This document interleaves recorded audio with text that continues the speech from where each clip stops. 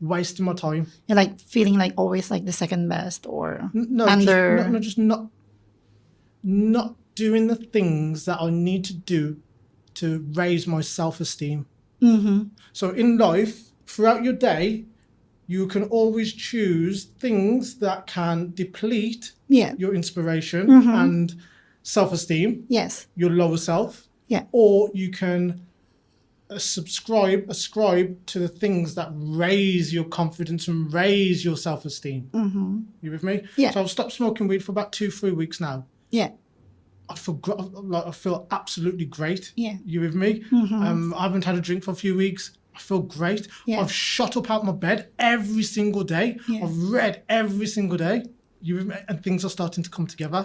You with me? And it's a cascade effect. You know, so that energy, that person that I'm in sync with, that I should be, is breaking out. You know, and the more you can do that throughout your day, things just start. That person that you feel is a fantasy, that life you feel is a fantasy, starts becoming a reality.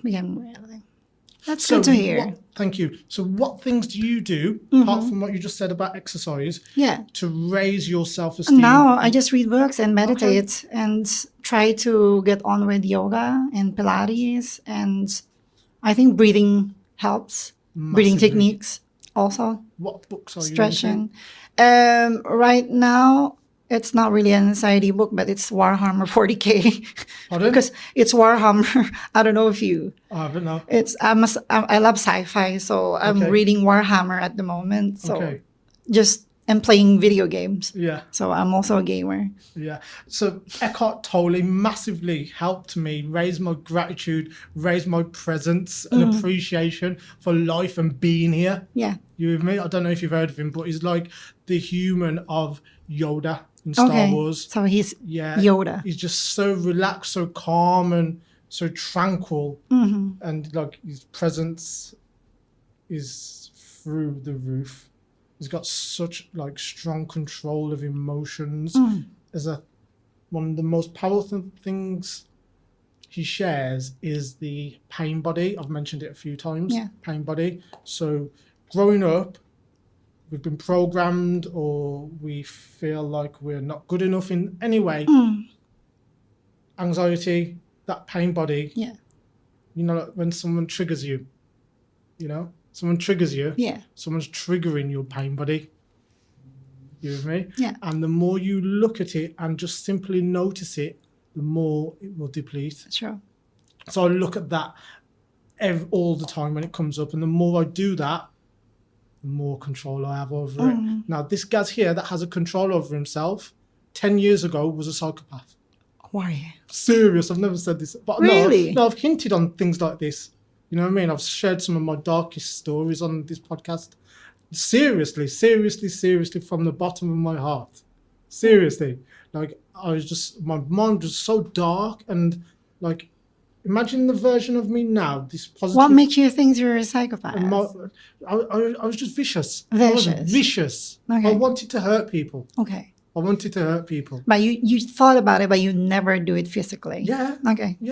If it was a fight, I wouldn't really go looking for a fight. If my friend said, Gaz, this boy is taking it out of me. Says, let's go. So let's do it. Look what we're waiting for. Do you know what I mean? I loved it. I loved it. A hint of it maybe, like, because I used to... This is back in the UK. I used to do karate from when I was like 5. And my coach was a vicious animal. Vicious! Imagine karate is like self-discipline. Yeah, so I had that under the cover, you know, but I also had that animal instinct, you know. So like throughout my school years, I was always like one of the roughest and toughest, you know. And the epiphany moments of my life that I've had to kill this vicious person inside me, and like that's the only way I can explain him, was when I broke up with my ex-girlfriend and I cut her clothes up. I cut her clothes up. I'll share all of it, but like basically I'll share a little bit with you. I cheated on her, and tried to get her back. She didn't want to get back with me. And we were trying to sort it out. It didn't work out. And I basically like broke into our house that I gave her the keys and said, if you don't come back here right now, I'm going to cut your clothes up. No?